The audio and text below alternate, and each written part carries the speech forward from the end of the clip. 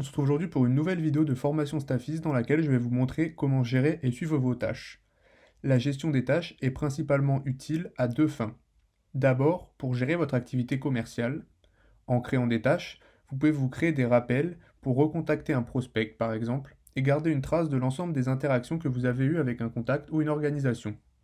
Secondement, les tâches peuvent aussi, plus classiquement, vous permettre de noter ce que vous devez faire, que ce soit sur vos projets, vos propositions commerciales ou même votre vie personnelle.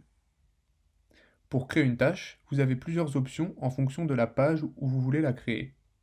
Vous pouvez créer une tâche sur la fiche d'une organisation ou d'un contact.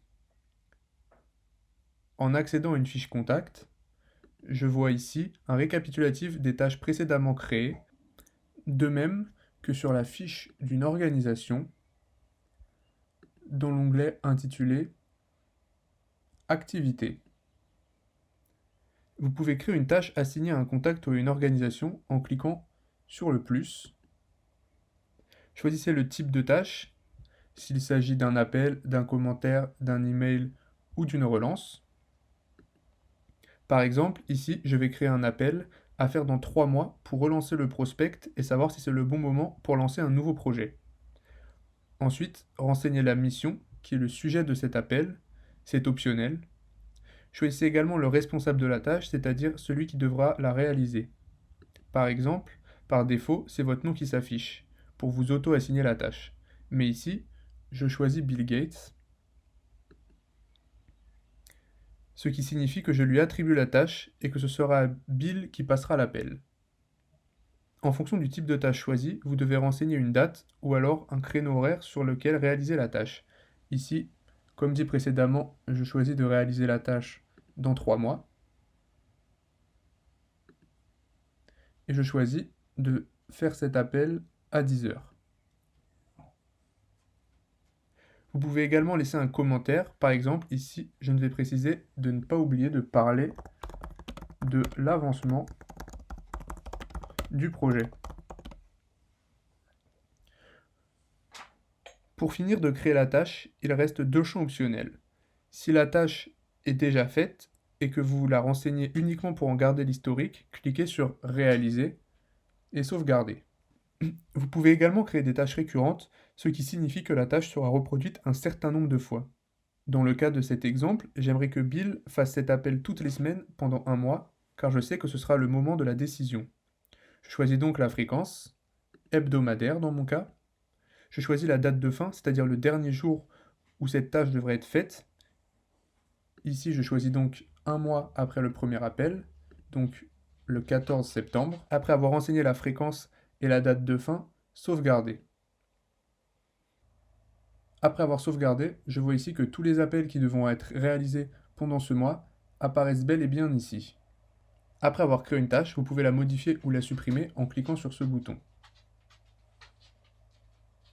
Il y a une autre manière d'accéder aux tâches via la page Suivi de mission. Cette page présente l'ensemble des informations d'un projet. Il y a d'ailleurs une vidéo de formation spécifique sur le sujet. Allons dans l'onglet Tâches qui vous permet d'organiser votre projet et de lister l'ensemble des actions à réaliser sur ce projet. Voici par exemple quelques éléments que vous pouvez suivre.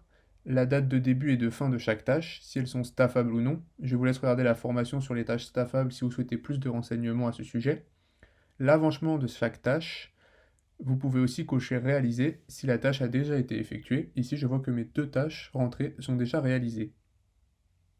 Vous pouvez rajouter une tâche à partir de cet onglet en cliquant sur Nouvelle tâche. Le fonctionnement est similaire à la création pour un contact ou une organisation. La différence est qu'il existe des types de tâches supplémentaires. Des tâches dites staffables. Je vous laisse encore une fois regarder la formation à ce sujet si vous souhaitez plus d'informations. Vous avez également la tâche déclencheur de facture, qui déclenchera une facture automatiquement quand la tâche sera marquée comme réalisée. Par exemple, vous pouvez choisir de la placer sous une autre tâche, ajouter le montant de l'échéance et un commentaire comme facturer 20% du projet et sauvegarder. Je vous laisse regarder la vidéo sur la création d'échéances si vous souhaitez plus de renseignements sur le sujet. Enfin, vous avez également des nouveaux types de tâches qui sont présentation, réunion et séance de formation. Pour chacune d'elles, vous devez renseigner un créneau sur lequel elles seront réalisées, ajouter si besoin un commentaire et sauvegarder.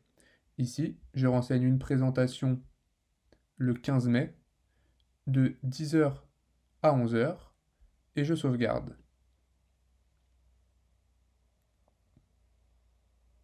Je vois qu'un message apparaît pour me prévenir que la tâche a bien été créée et je la retrouve dans le tableau en bas ici. Il existe dans Staffiz une page vous permettant de voir l'ensemble de vos tâches, qu'elles soient pour les contacts ou pour les organisations, faites ou encore à faire. Cette page s'appelle Tâches et se situe dans le sous-menu de CRM. Vous y voyez une liste des tâches et disposez de plusieurs filtres pour les sélectionner. Si vous en avez les droits, vous pouvez choisir d'afficher toutes les tâches de l'entreprise ou d'une équipe ou juste vos propres tâches. Ici, je choisis toutes les tâches de l'entreprise. Vous pouvez filtrer les tâches par type. Ici, je vais choisir de faire apparaître uniquement les appels.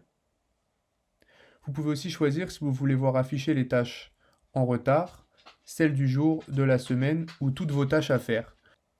Vous pouvez également afficher les tâches faites dont les lignes s'affichent en gris pâle, comme ceci.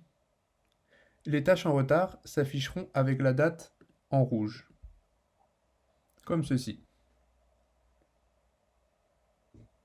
Vous pouvez choisir de recevoir un mail avec les tâches du jour à réaliser et les tâches en retard. Pour cela, allez sur Mon compte et vérifiez que l'option Recevoir un email avec les tâches du jour ou en retard soit bien cochée. Si vous avez des tâches à faire, vous recevrez un mail le matin. Pour finir, si vous êtes administrateur, vous pouvez personnaliser les types de vos tâches pour votre entreprise. Dans mon exemple, la tâche séance de formation est un type personnalisé. C'est-à-dire que je l'avais préalablement créé car mon entreprise utilise régulièrement ce type de tâche. L'intérêt de personnaliser les types de tâches, c'est de lister les grandes catégories d'activités qui sont souvent réalisées dans votre entreprise et vous permet donc de bien organiser votre suivi par type de tâche ensuite. Pour créer un type de tâche, allez dans Admin, Panneau administrateur, Paramètres entreprise, Champ personnalisé et Tâches. Cliquez sur Création de tâches. Écrivez le nom du type de tâche. Par exemple, si votre entreprise fait des démonstrations en ligne comme Staffiz, vous pouvez créer un type de tâche intitulé Démonstration.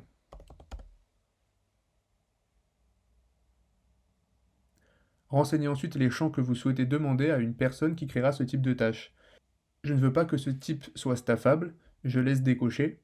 Lors de la création d'une démonstration, je souhaite pouvoir la lier à une mission, je coche donc Mission.